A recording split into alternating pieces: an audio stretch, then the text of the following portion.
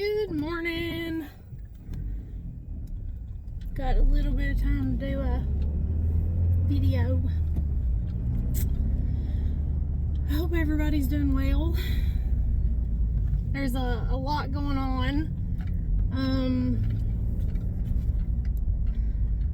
I don't know where to start. I mean, I have a video idea that I got this morning, but I don't know. I'm excited because God's really doing a lot of stuff. I mean, not just in my life, but in the lives of the world. I mean, it's really like the whole world is in revival right now, and God's just doing so much. And I had a really good day yesterday. Pretty much stayed at church the whole day, and I love to do that. I love to spend time with my brothers and sisters, but I saw prayers answered, and I really had a good time with the Lord, and I hope that you're doing that as well. And that might somehow go together or tie in with my video, because what my title is and my thought is we have no excuse. And our pastor said something the other day. It might have been yesterday morning's message. I'm not sure. They're all kind of running together, I guess, but they're all going together too. Here lately, I guess, for me. And he said he came to a world that didn't want him. I believe so, he said it.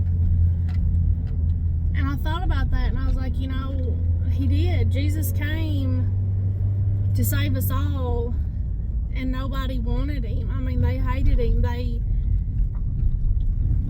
They tortured him and killed him, and he still was praying for them. And my thought idea is we have no excuse not to forgive people, not to be good to people. We have no excuse. I gotta pause it for just a second. Okay, I'm back. We have no excuse. I mean, these people had literally just beat him, mocked him, you know, told him he was a liar, you know, and all this stuff. And he really loved everybody and wanted to save everybody. And then he's hanging up there, I mean, brutalized, bloody, and he's like, Father, forgive them, they know not what they do. And I'm just like, we absolutely have no excuse. None.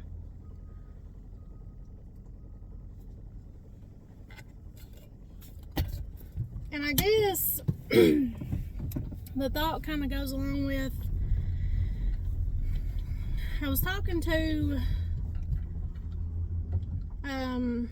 a lady the other day, and I love to talk to her because we could talk about the Lord, and you can't really talk with everybody about the Lord. That's one thing I absolutely loved about my great aunt that passed away, is I could go to her and I could talk about the Lord, you know, and it was so good. And we were talking about it, and we were talking about things, you know, and how the devil works and stuff like that. And I was like, you know, it's like you can sit and you can watch the devil trick people and him like destroy their lives, and there's nothing you can do for them. You want to help them, and you want to say, hey, the devil's doing this to you. He's lying to you. You know, when people are mad and they're fighting and families are like torn apart and all this stuff, and you're like, hey, you know, wake up. The devil's doing this. You know, God is love and peace, and we need to love each other and be good to each other, forgive each other. When somebody's horrible to you and you be horrible back, it escalates, and it just keeps building and building. More people get involved, and it just makes it worse. You know, but there's nothing you can do but to pray for them. And prayer does change things. I witness that all the time. And it's ridiculous, because I'm like, God, I'm nothing. I don't know why you would listen to me and answer prayers for me, but he does, and he'll do it for you. I know if he does it for me, he'll do it for anybody. Well, you know, it's you can't. We have to learn things on our own. Just like, you know, I've had instances in my life where I've messed up and things like that, and nobody could have, you know, helped me or told me any different, you know, and stuff like that. And that one's out of service. I'm trying to get gas.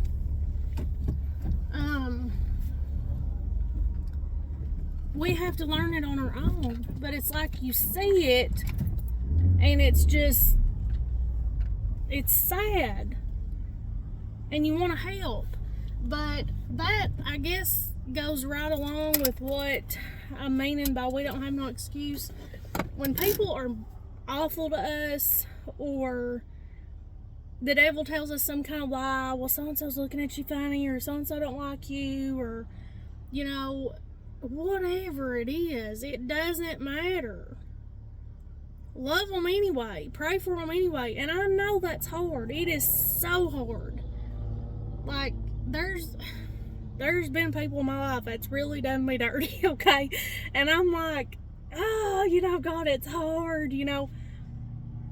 But you press and you pray and he'll help you. Like, God helps you to release that and to let go. And it's not like it's just going to be instant overnight. It is a pressing way, as we always talk about it being. You know, you have to try and you have to have the effort.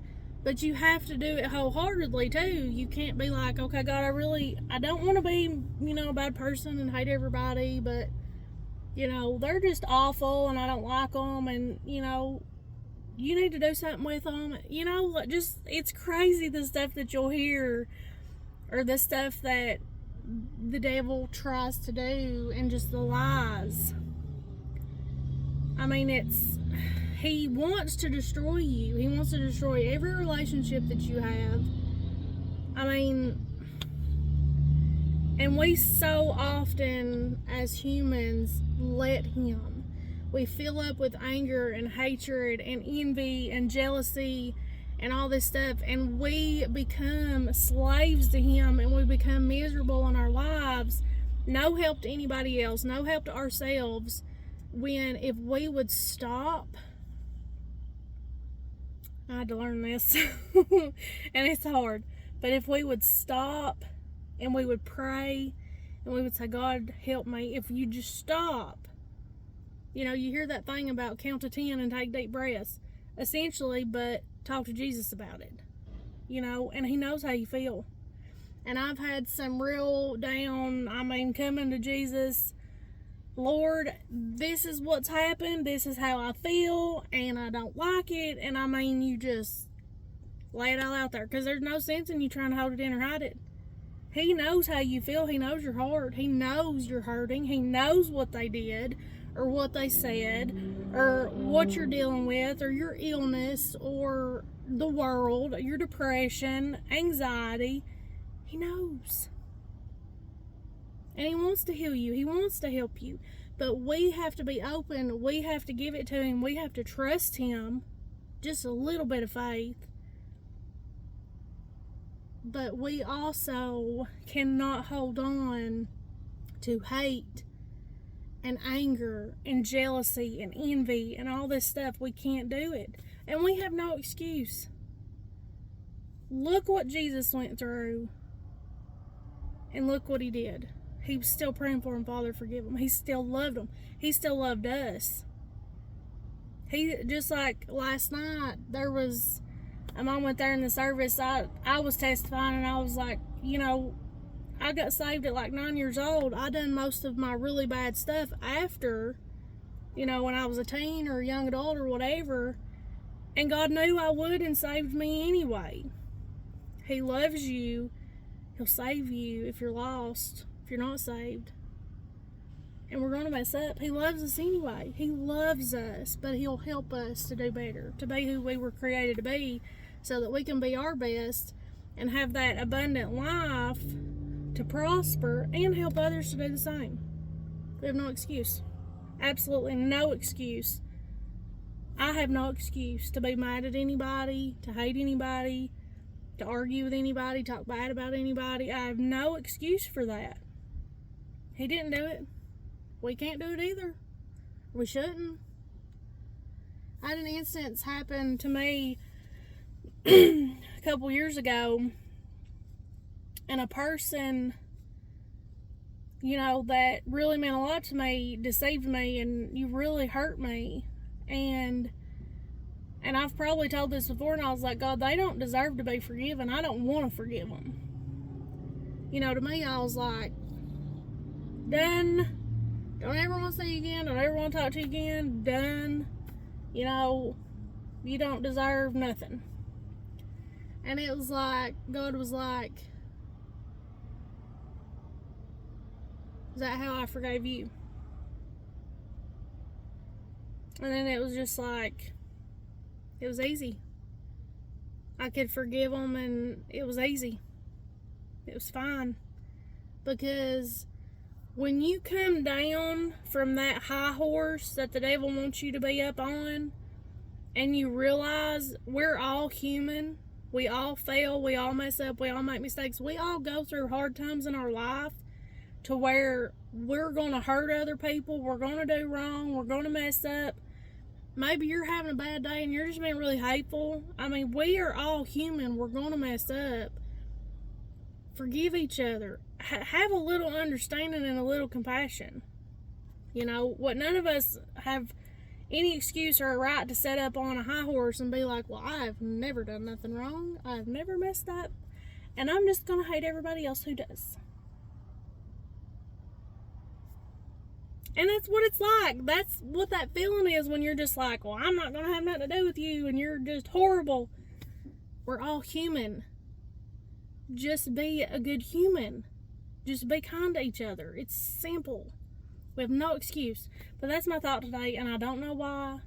I don't know where it came from. I guess thinking about Jesus, and that just stuck with me of how he came to a world that didn't want him, and he loved us anyway, died for us anyway, to give us paradise and to give us a wonderful life with him, having a relationship with him, to have joy and peace in this world that's just chaos. And they just spit on him and beat him, and he still loved them anyway, still died for them anyway. He could have called legions of angels out of heaven to save him. He could have said, they've beat me and spit on me, slaughter them all. And the angels would have done it. But he loved us. Even as imperfect humans as we are, he loved us. So I don't know who that's for. I hope it helps somebody. I hope we can all think about that we have no excuse to be mean or to hate people, no matter what they've done. And I know there's been a lot of horrible things done to good people. There's a lot of people. We've all suffered somehow, some way. Some people have really been hurt, really been brutalized, went through horrible things. But God can heal that. You don't have to carry that around. You don't have to hurt anymore. Just bring it to Jesus. Love you guys. I'll be praying for you. Please be praying for me. Hope you have a great day.